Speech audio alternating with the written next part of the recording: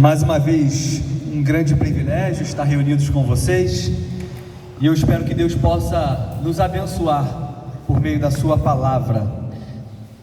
Meus queridos, antes de nós iniciarmos o sermão dessa manhã, me deram a missão de indicar alguns livros, tá? E aí eu gostaria de começar indicando esse livro aqui, do autor A.W. Pink, chamado Deus é Soberano. Você já parou para pensar sobre o que significa dizer que Deus é soberano? Será que Deus é soberano somente quando as coisas boas acontecem na nossa vida? Mas e quando as coisas ruins acontecem? E quando acontecem catástrofes, desastres e tudo de ruim que a gente tanto vê e ouve na televisão? Deus continua soberano? Esse livro vai te ajudar a entender um pouco mais sobre a soberania de Deus. A outra indicação é um livro que talvez para a maioria de vocês nessa manhã aqui não vai ter utilidade agora, mas é importante se preparar antes que aconteça. O nome desse livro é Pastoreando o Coração da Criança. Esse livro aqui é importante na criação de filhos, porque ele vai nos ensinar que não devemos nos preocupar apenas com as ações que as crianças cometem. Nossa preocupação não deve visar apenas aos atos externos, os atos exteriores. Antes disso, precisamos focar no coração da criança. Eu selecionei esse livro porque ele tem a ver com aquilo que nós vamos falar no sermão dessa manhã. As nossas ações, elas são fruto de um coração que ou agrada a Deus ou desagrada a Deus. Tudo que você faz porque você deseja, aquilo vem de dentro do seu interior, vem do seu coração.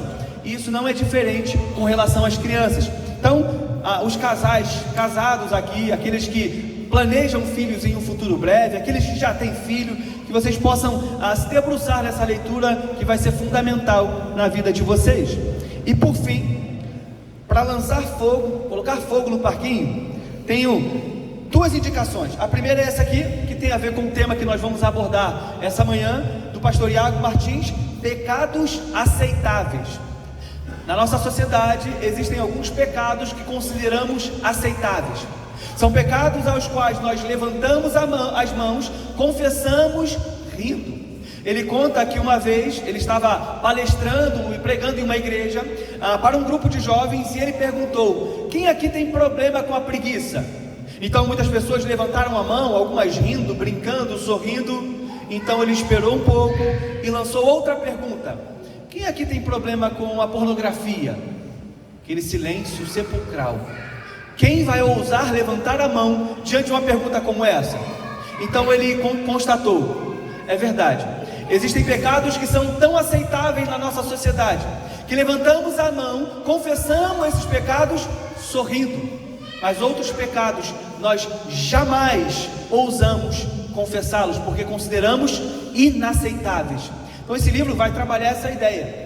Quais são os pecados que normalmente nós confessamos como aceitáveis, pecados que nós aceitamos e até mesmo já normalizamos nas nossas vidas? Então, se você tiver oportunidade, leia esse livro que vai te ajudar bastante. E por fim, como eu disse, para lançar fogo no parquinho, tem esse livro aqui, Martinho Lutero, foi sorteado, Nascido Escravo. Se você tem dúvida sobre o que é o livre-arbítrio, o homem realmente é livre para decidir absolutamente tudo que deseja? Cada escolha que você faz, ela é absolutamente livre. Você tem o livre-arbítrio? Esse livro aqui vai te ajudar. É um debate de Martinho Lutero, e ele vai abrir os seus olhos para esse tema tão importante. Bom, as indicações são essas. Alguns desses livros tem lá na biblioteca que está disponível ali, e você pode adquiri-los. Amém, meus irmãos? Eu quero dizer aos irmãos, vim acompanhado hoje do Rodrigo Freire, está ali da ex-PIB de Juscelino, junto comigo, agora está na Igreja Batista Betel de Mesquita, e do meu filho do coração, Pedro, está do lado dele ali. Não vim acompanhado da minha esposa, ela ficou em casa numa missão árdua, cuidar de duas crianças, uma de 4 anos e uma bebezinha de 1 ano, que já está andando tudo para lá e para cá, e toda hora cai. Então olha só que missão difícil. Deus possa abençoá-la lá, mas traga um abraço. Eu sou pastor na Igreja Batista Central em Cerâmica, pertinho, aqui em Nova Iguaçu. Um dia, se não tiver culto na sua igreja, você está convidado a nos fazer uma visita. Uma igreja batista que preza pela pregação expositiva da palavra de Deus. Vai ser um prazer ter você conosco lá. Temos cultos às quartas e aos domingos pela manhã e à noite. Meus irmãos, sem mais demoras, abra comigo a palavra de Deus em Mateus capítulo 15.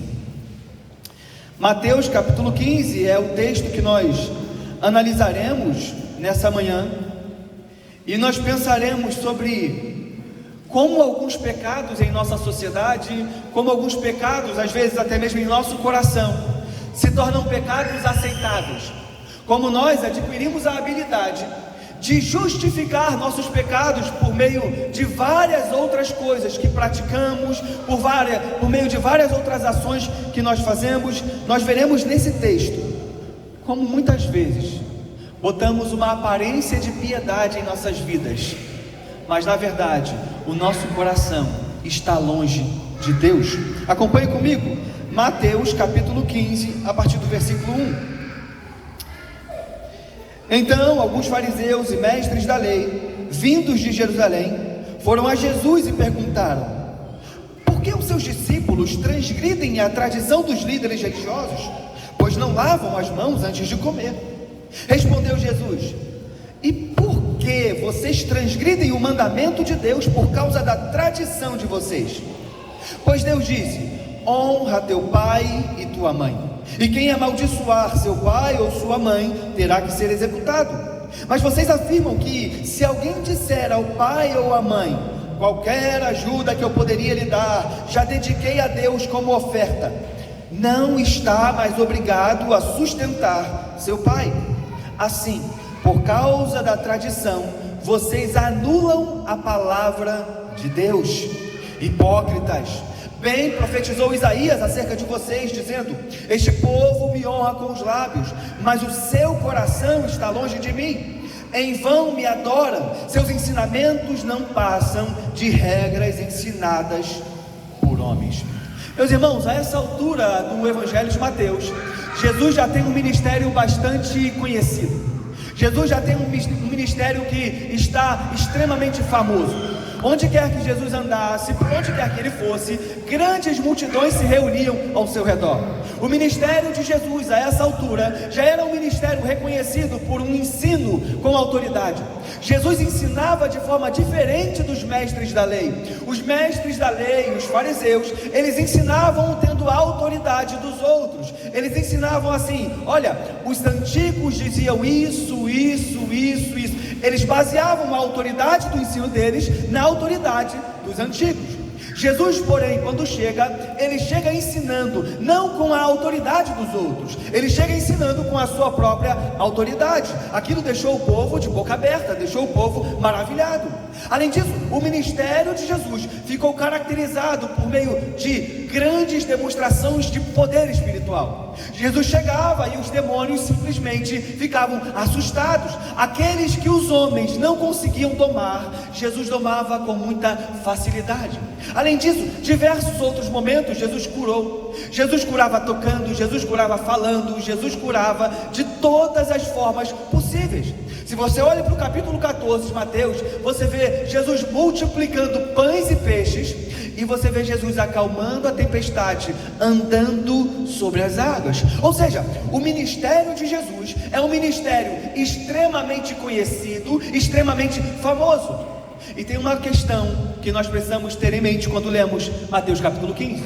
Todo ministério conhecido, todo ministério famoso, inevitavelmente vai atrair perseguidores. E não foi diferente com Jesus. Nós lemos que alguns fariseus e mestres da lei vieram de Jerusalém e foram até Jesus com uma pergunta. Para você se situar, Jesus está na Galileia e esses homens estão vindo de Jerusalém. A distância é de mais ou menos 100 quilômetros. A grande questão é: o que move os fariseus e os mestres da lei virem de Jerusalém até a Galileia? Eles estão movidos pela sede de comprovar que Jesus não é tudo aquilo que os outros pensavam. Eles vêm comovidos com uma sede de mostrar que Jesus, na verdade, não era um mestre tão bom assim. Então eles chegam diante de Jesus com uma pergunta. A tropa de choque dos religiosos de Jerusalém vem até a Galileia para interrogar Jesus sobre uma coisa. Olha o que eles dizem, versículo 2: por que os seus discípulos transgridem a tradição dos líderes religiosos? Pois não lavam as mãos antes de comer. Olha a pergunta que eles fazem a Jesus. Eles chegam ao mestre e perguntam: olha, os teus discípulos, eles não lavam as mãos antes de comer. Dessa forma, eles estão transgredindo a tradição dos líderes religiosos. Antes da gente pensar um pouco sobre isso aqui, deixa eu explicar para você o que era essa tradição dos líderes religiosos. Deixa eu tentar resumir algo que você tem que ter gravado na sua mente. Lembra que o povo de Israel foi levado para o cativeiro da Babilônia? Você lembra disso? Que o povo de Israel passou 70 anos no cativeiro babilônico?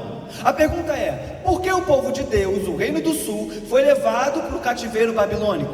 A resposta é muito simples: por causa dos seus muitos pecados. O povo estava transgredindo a lei de Deus de forma desenfreada. Havia imoralidade sexual, havia injustiça social, havia idolatria. Então Deus vem e decide dar um basta em toda aquela pecaminosidade do seu povo. Deus envia Nabucodonosor para vir até Judá, até Jerusalém, invadir aquele lugar, destruir a cidade, destruir o templo e levar o povo cativo para a Babilônia. E lá eles passam 70 anos. Mas você conhece a história. Depois desses 70 anos, o que acontece? Ciro assume o poder, destrona a Babilônia e liberta o povo de Deus do cativeiro.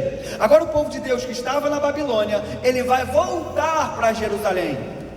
Então os líderes religiosos começam a refletir: o que a gente precisa fazer para que isso que nos aconteceu não aconteça mais? O que a gente precisa fazer para que nenhum outro império venha e invada o nosso lugar, nos destruindo, nos levando como escravos, como prisioneiros? A resposta que eles encontram é: nós precisamos vigiar, estar cada vez mais atentos com relação ao cumprimento da lei de Deus. Então eles desenvolveram uma série de normas que os ajudaria a se afastar cada vez mais de quebrar a lei de Deus. Por exemplo, quando você lê lá nos 10 mandamentos que o sábado deve ser guardado, que o sábado é um dia no qual não se pode trabalhar, talvez você possa pensar: tá, não se pode trabalhar. E eles começaram a pensar sobre isso. Mas o que é trabalhar no sábado? Será que cozinhar é trabalhar no sábado? Será que podia cozinhar no sábado? Cozinhar é trabalho? Não? Sim? Quem acha que não? Cozinhar não é trabalho? É trabalho, né? Tem um cozinheiro. Andar é trabalho? Para o carteiro é, né? E eles começaram a pensar: olha, você pode andar até certa distância. Se você passar de tantos passos, é pecado. Você pode fazer até algumas pequenas coisas, mas se você extrapolar isso, é pecado.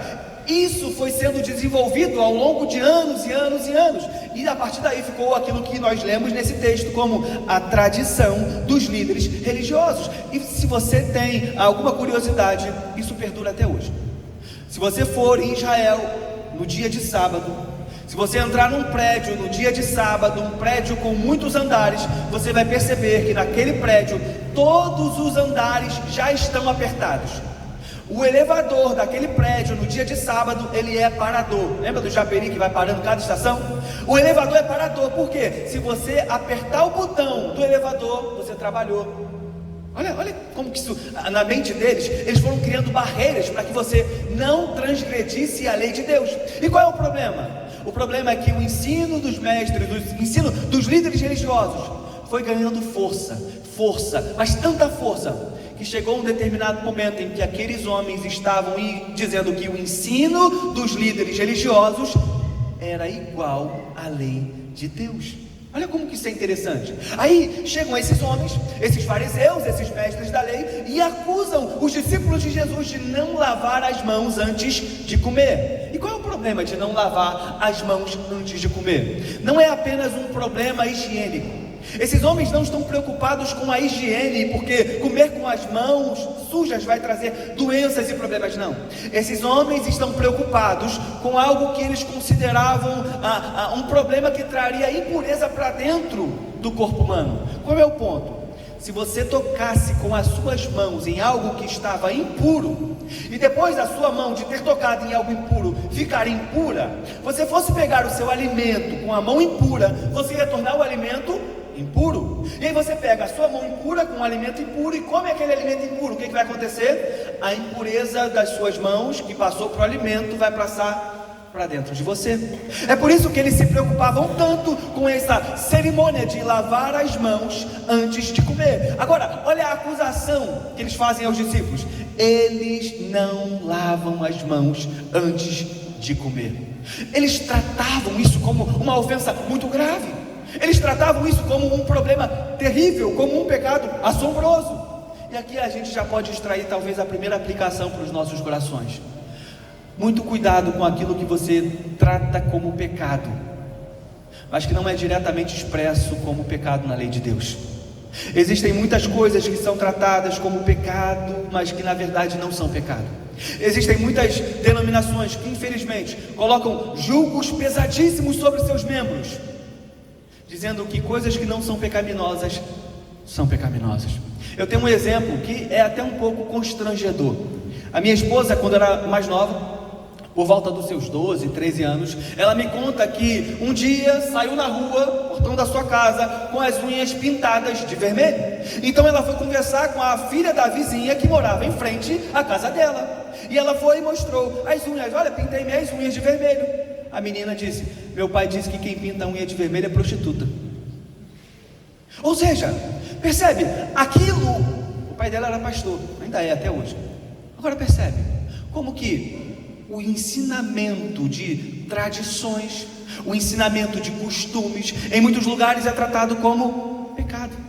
Percebe? Talvez aqui os mais antigos possam ter já ouvido falar, ou até mesmo sido instruídos dessa forma: você não pode ir no cinema, porque cinema é coisa de pecaminoso, é pecado ir no cinema. Você conhece denominações que instruem seus membros a vestirem determinada roupa da cabeça aos pés? Que o penteado só pode ser de uma forma? É ou não é? O que eles fazem? Eles pegam tradições humanas e colocam no mesmo pé de igualdade da palavra de Deus. É exatamente aqui o que os líderes religiosos estão fazendo, os fariseus e os mestres da lei. Sabe qual é o ponto aqui? Sabe qual é a advertência para o meu e para o seu coração? Cuidado com aquilo que você chama de pecado.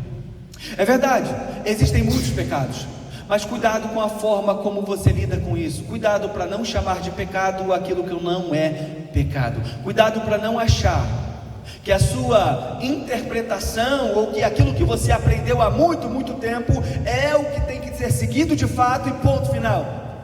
Tenha uma mente crítica, tenha uma mente que pensa, tenha uma mente que ousa cavar mais fundo para entender, de acordo com a palavra de Deus, o que é e o que não é pecado. Mas veja, eles chegam com essa acusação diante de Jesus, e Jesus dá uma resposta fascinante. Os diálogos de Jesus com os mestres religiosos, com os líderes daquele povo, mostram para a gente um Jesus que tinha uma mente aguçada, um Jesus que estava pronto a responder absolutamente todo questionamento que era levantado. E olha como isso aqui é fantástico. Olha como isso aqui nos mostra a sagacidade de Jesus na argumentação. Versículo 3: respondeu Jesus: e por que vocês transgridem o mandamento de Deus por causa da tradição de vocês? Pois Deus disse: honra teu pai e tua mãe, e quem amaldiçoar seu pai ou sua mãe terá que ser executado. Mas vocês afirmam que se alguém disser ao pai ou à mãe: qualquer ajuda que eu poderia lhe dar, já dediquei a Deus como oferta, não está mais obrigado a sustentar seu pai. Assim, por causa da tradição de vocês, vocês anulam a palavra de Deus. Olha a invertida que Jesus dá naqueles homens. Eles pegavam a tradição e colocavam em pé de igualdade com a lei de Deus, chamando pecado aquilo que não era pecado. Jesus vem e expõe a hipocrisia daqueles homens. A acusação era: você, Jesus, junto dos seus discípulos, estão transgredindo a tradição dos líderes religiosos. Jesus contrapõe, dizendo: vocês estão transgredindo a lei de Deus. Vocês estão colocando as tradições dos homens acima da lei de Deus, quando na verdade o inverso devia devia acontecer. A lei de Deus devia vigorar, reinar, sobrepor toda e qualquer tradição humana. É o que Jesus está dizendo. Mas veja, olha a sutileza do que aqueles homens diziam, do que aqueles homens faziam. Havia um mandamento claro, um mandamento explícito: honra o seu pai e a sua mãe. Honrar o pai e a mãe representa uma série de coisas. Honrar o pai e a mãe não é apenas obedecer enquanto se é pequeno. Honrar o pai e a mãe envolvia até mesmo dar um auxílio financeiro, especialmente quando o pai e a mãe se encontravam em dificuldades financeiras. Mas o que esses homens diziam? Eles diziam: eu até poderia ajudar, mas eu dediquei todo o meu dinheiro para Deus e agora eu já não posso mais, porque o dinheiro está dedicado a Deus, ele não pode ser usado para outra causa. É mais ou menos assim. Imagina que há um filho que tem uma boa condição financeira, e os pais daquele filho estão doentes, debilitados, precisando de remédio, de consulta, de exame. Então eles chegam para pedir uma ajuda para aquele filho, e quando pedem ajuda, o filho fala: olha, toda a minha fortuna está consagrada a Deus, eu não posso tirar o dinheiro de lá para ajudar você. Só tem um detalhe aqui: quando alguém dizia que a fortuna, que o dinheiro estava consagrado a Deus, a pessoa não pegava o dinheiro e imediatamente levava ao templo. Não, estava consagrada a Deus, mas quem administrava? A pessoa. Ou seja, no final das contas, está consagrado a Deus, eu não posso usar para você, mas comigo eu posso usar. Olha a hipocrisia. Jesus aponta o dedo na ferida daqueles homens que, para justificar a quebra do mandamento de honrar pai e mãe, evocavam uma certa espiritualidade, evocavam uma certa piedade. Está consagrado a Deus. O pecado que nós mais aceitamos em nossas vidas, grava isso, são os pecados que nós conseguimos justificar com uma aparência de piedade. O pecado que você mais aceita na sua vida, o pecado que vai mais estar presente com você, é aquele pecado que você consegue justificar. Quer ver alguns exemplos? Não é fofoca, é o quê? Pedido de oração. Vamos compartilhar, porque a gente precisa orar. Mas sabe o que aconteceu com a fulana? Depois de falar, depois de difamar, depois de comentar, de julgar e tudo mais, vamos orar para Deus agir. Olha a aparência de piedade, mas no fundo, o que está ali é o anseio, é o desejo por falar mal da vida do outro, por expor a vida do outro. Não é orgulho, não, é que eu acredito nos meus ideais. Não é orgulho, é que eu sou uma pessoa de personalidade forte. Não é ignorância, não é arrogância, não é altivez, é que eu sou uma pessoa muito sincera, e quando eu tenho que falar, eu falo na lata. Você é grosseiro, você despreza os outros, se acha superior e usa a roupagem: é porque eu sou sincera, é porque eu sou sincero. Veja, os pecados que dominam a nossa vida e que nós não estamos dispostos a abrir mão deles, são pecados que nós encontramos justificativas para continuar cometê-lo. Talvez alguém possa olhar para o pecado da preguiça e dizer: não, eu preciso descansar, só mais um pouquinho. O homem não é de ferro, né? Não é que fala? Talvez alguém olhe para o pecado da impaciência e diga: mas também as outras pessoas são muito lerdas, por isso que eu sou impaciente. Alguém talvez olhe para o pecado do atraso. Esse livro que eu indiquei do pastor Iago Martins, ele mostra que o atraso, ele pode ter uma raiz profunda no coração, que vai ser uma raiz pecaminosa. Só um parênteses, já parou para pensar por que talvez você se atrase por seus compromissos de uma forma tão constante? Já parou para pensar que talvez os seus atrasos podem ser porque você acha que o seu tempo vale mais do que o tempo do outro? Os outros esperam. Já parou para pensar sobre isso? Já parou para pensar que o seu atraso pode ser porque você acha que o mundo gira em torno de você? Pastor Iago Martins vai trabalhar isso. Veja, o ponto é: existem pecados na minha e na sua vida que nós cometemos, e porque cometemos esses pecados, precisamos de justificativas piedosas.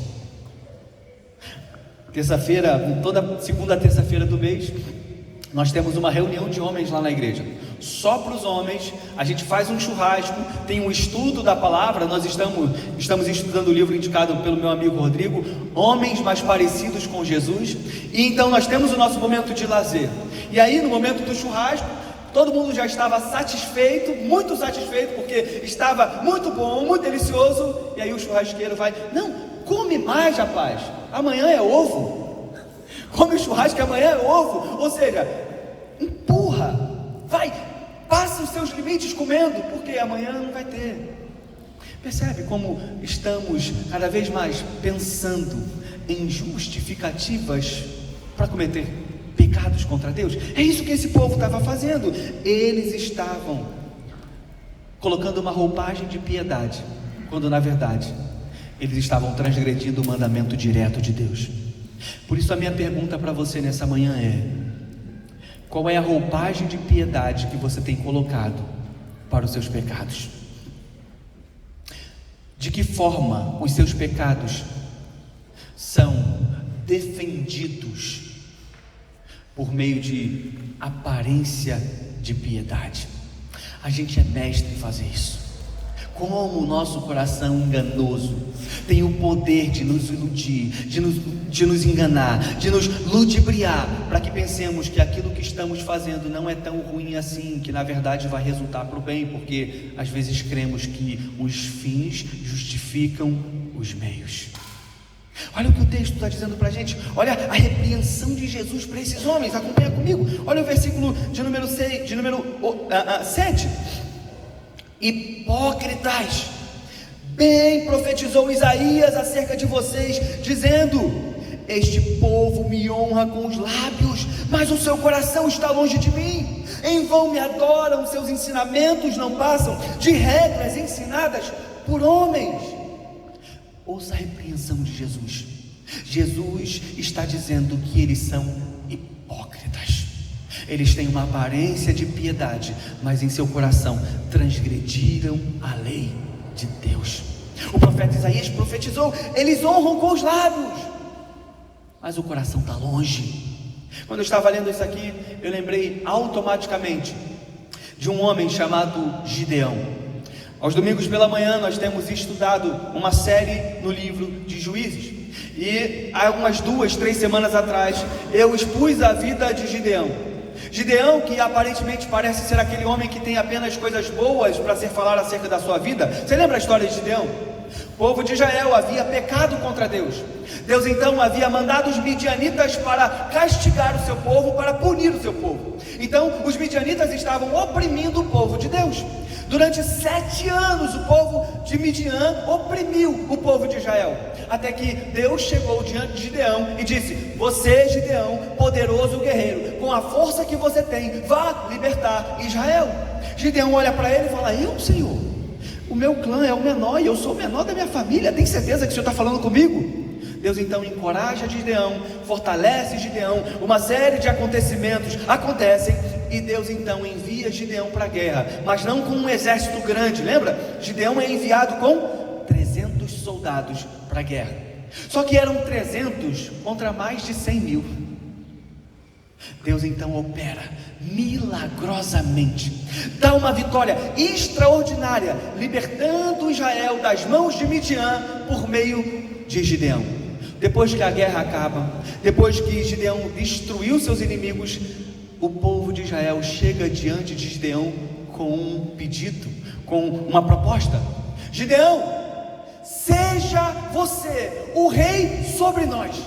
Eles oferecem a Gideão o reinado. Eles dizem: Gideão, nós queremos que você seja o nosso rei. Sabe qual é a resposta de Gideão? Não, eu não reinarei sobre vocês, Deus é quem vai reinar sobre vocês. Aí você para aqui o texto: nossa, é o nosso herói, é um homem piedoso, é um homem excelente. Olha, ele lutou a batalha de Deus e diante da proposta de ser rei, ele negou. Olha como Gideão é um homem maravilhoso. Só que o texto não para aí. O texto continua, e à medida que você lê, você percebe que aquilo que Gideão fala é completamente diferente daquilo que Gideão faz.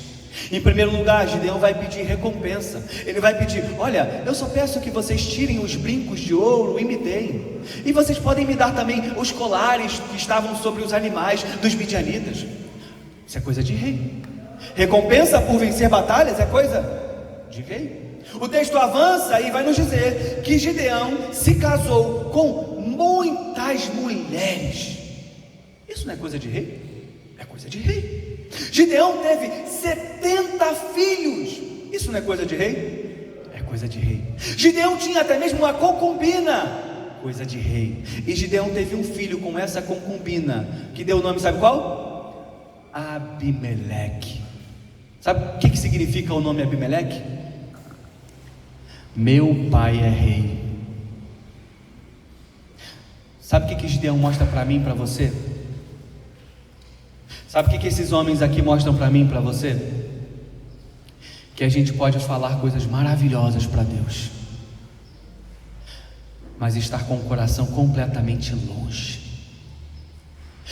Esse texto mostra para mim e para você que nos discursos podemos ser encantadores. Esse texto mostra para mim e para você que naquilo que falamos, que dizemos crer, que professamos, pode ser incrível. Mas quando vemos a nossa vida, examinamos o nosso coração, a coisa não é assim. Os nossos lábios podem estar cantando, podemos estar louvando, adorando e até mesmo chorando. O grande problema é que podemos fazer isso com o coração longe de Deus. Essa minha pergunta para você nessa manhã é: o louvor que vem dos seus lábios, ele vem também do seu coração? Deus não está preocupado apenas com aquilo que você faz exteriormente. Deus não está preocupado com aquilo que você apenas faz com as suas mãos. Ele está preocupado com o seu coração. As suas ações exteriores importam. O que você faz com a sua vida importa. Se você valoriza o tempo do outro, preocupa para não se atrasar, isso importa. A forma como você se veste, para não escandalizar, para não despertar um desejo sexual na vida do outro, importa. Mas o que mais importa é o coração com o qual você faz todas essas coisas. Deus não está olhando apenas para as suas ações, Ele está olhando para o motivo interior, o motivo pelo qual você realiza as suas ações. É por isso que mais à frente Jesus vai explicar para os seus discípulos aquilo que Ele disse. Ele vai dizer que não é o que entra no homem que o torna impuro, não é comer um alimento com as mãos impuras e esse alimento vai tornar o homem impuro por dentro. Não, o que torna o homem impuro é aquilo que já está aqui dentro, é o coração do homem que o torna impuro, porque enganoso, terrivelmente enganoso é o coração do homem. Lembra de Gênesis capítulo 6? Viu Deus que o coração do homem era inclinado somente para o mal. Meus irmãos, Deus está mais preocupado com o teu coração, porque Ele sabe que aquilo que você mais ama é o que vai conduzir a sua vida. Aquilo que você mais admira, aquilo que você mais deseja, é para onde a sua vida será conduzida. Eu queria ler com vocês, para a gente caminhar para o final, Efésios capítulo 4. Abre Efésios capítulo 4. Paulo usa uma metáfora. Paulo usa uma figura de linguagem incrível. Versículo 20. Efésios capítulo 4, versículo 20.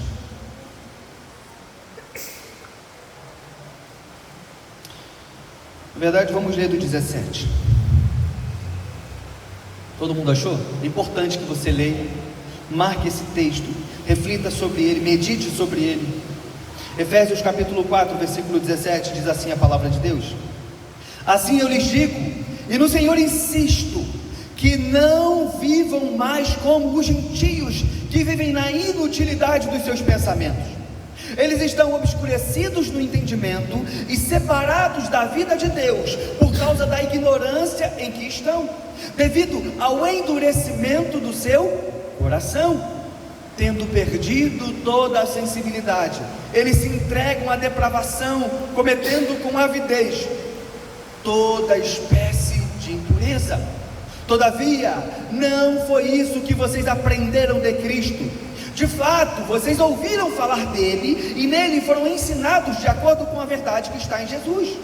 Quanto à antiga maneira de viver, vocês foram ensinados a despir-se do velho homem que se corrompe por desejos enganosos, a serem renovados no modo de pensar e a se revestir do novo homem, criado para ser semelhante a Deus, em justiça e em santidade proveniente da verdade. Olha para mim, olha o que Paulo está dizendo aqui. Vocês viviam de uma forma no passado. Vocês viviam como os gentios, que se entregavam às paixões, que estavam insensíveis com seus pecados, que tinham o coração endurecido. Vocês viviam assim no passado, mas agora que vocês estão em Cristo Jesus, a vida de vocês deve mudar. Vocês devem abandonar a veste do pecado e agora vocês devem colocar novas vestes, as vestes de alguém que se parece com Cristo Jesus. Mas qual é a base? Qual é o fundamento? Perceba que entre a troca da roupa velha e a colocação da roupa nova tem um detalhe. Olha comigo novamente, versículo 21. Vocês ouviram falar de Cristo, foram ensinados de acordo com a verdade que está em Jesus. Olha agora, de acordo com a maneira antiga de viver, vocês foram ensinados a se despir do velho homem, ou seja, tira a roupa do velho homem. Esse foi o ensinamento que vocês receberam, que se corrompe por desejos enganosos. Olha agora, a serem renovados no modo de pensar e a revestir-se do novo homem. Olha o que Paulo está dizendo. Você precisa tirar a roupa que você usava da iniquidade, seu modo de pensar precisa ser transformado, e então você veste a nova roupa da justiça em Cristo Jesus. É só depois disso que você pode e deve ler o que está adiante. Depois disso, depois de entender que a mudança precisa acontecer aqui, é que você está apto para ver o que ele vai dizer a seguir. Portanto, cada um de vocês deve abandonar a mentira e falar a verdade ao próximo. Quando vocês ficarem irados, não pequem e não deem lugar ao diabo. O que furtava, não furte mais. Nenhuma palavra torpe saia da boca de vocês. Não entristeçam o Espírito Santo. Livrem-se de toda amargura. Sejam bondosos e compassivos. Ou seja, percebe o que Paulo está construindo aqui? Vocês tinham uma maneira de viver, agora a mente de vocês foi transformada e vocês têm agora uma nova maneira de viver. Como é essa nova maneira de viver? Não mentindo, não roubando, não se envolvendo em imoralidade sexual. Por quê? Porque o seu coração foi transformado. Se o seu coração foi transformado, não faz sentido você usar novamente as roupas da iniquidade. Se a sua vida foi regenerada, se Cristo de fato transformou o seu coração, não faz sentido continuar vivendo como você vivia. Tem uma ilustração para isso. Vê se faz sentido para você. Um homem que estava no chiqueiro, com as roupas do chiqueiro, trabalhando no chiqueiro, vivendo no chiqueiro, ele chega em casa, então ele vai direto para o banheiro, tira a roupa do chiqueiro, toma um banho, e aí quando ele sai do banho, ele coloca a roupa do chiqueiro. Faz sentido isso? Por que dizemos que Jesus Cristo mudou o nosso viver, restaurou a nossa vida, mudou o nosso coração, mas depois que saímos da igreja, botamos a roupa do chiqueiro novamente e vamos viver como vivíamos no passado? Nessa manhã, a minha reflexão para o meu e para o seu coração é para que você pense como a sua vida tem caminhado, como você tem andado diante de Deus. Você está cumprindo apenas preceitos religiosos para manter uma aparência exterior de piedade, enquanto o seu coração está longe de Deus? Pense nos pecados que você tem tido ao longo da sua vida e estão caminhando com você lado a lado. Qual é a justificativa que você tem usado para continuar a cometê-los? O desejo do meu coração é que você saia daqui essa manhã entendendo que não é o que você faz por fora que te torna aceitável e agradável a Deus. Você pode ir a todos os cultos, você pode observar todas as tradições da sua igreja, você pode se vestir como mandam, você pode arrumar o seu cabelo como mandam, pintar as unhas como mandam, você pode seguir toda a cartilha religiosa, mas se o seu coração não foi transformado, isso é trapo de imundícia diante de Deus. Eu gostaria que você saísse daqui essa manhã olhando não para aquilo que você faz, mas olhando para aquilo que Jesus fez por mim e por você, olhando para a obra de redenção que foi realizada na cruz do Calvário, e tudo aquilo foi feito para que o nosso coração pudesse ser transformado, porque Jesus sabe que as ações que agradam a Deus são fruto de um coração regenerado, transformado. Por isso a minha pergunta para você, para que você saia daqui essa manhã refletindo é: seu coração foi transformado por Jesus? Você consegue olhar para a sua vida e ver que aquilo que antes você amava, hoje você detesta? Não estou falando de perfeição moral. O que eu estou dizendo é: os pecados que você cometia antes, quando você comete hoje, eles doem na sua alma? Ou você continua a cometê-los como se estivesse no passado ainda? Meus irmãos, que possamos sair daqui nessa manhã pensando que Jesus Cristo veio, viveu uma vida perfeita, morreu uma morte cruel e ressuscitou para que nós tivéssemos um coração transformado pela graça, porque um coração transformado pela graça glorifica a Deus, não apenas por fora, mas por dentro em tudo que faz. Que Deus possa te abençoar, que essa palavra encontre morada, abrigo e produza frutos no seu coração. Vamos orar? Curve a sua cabeça, feche seus olhos. Pai amado, obrigado por essa manhã, Senhor.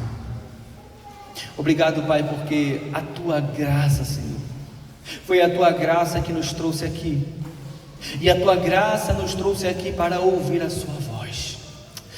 Senhor, nos faça ouvir, ó Deus, aquilo que a Tua palavra traz para os nossos corações. Nos ensine a entender que mais importante do que os ensinos subjetivos são os ensinos objetivos da Tua palavra. Não nos deixe colocar, ó Deus, as nossas tradições religiosas acima da Tua palavra.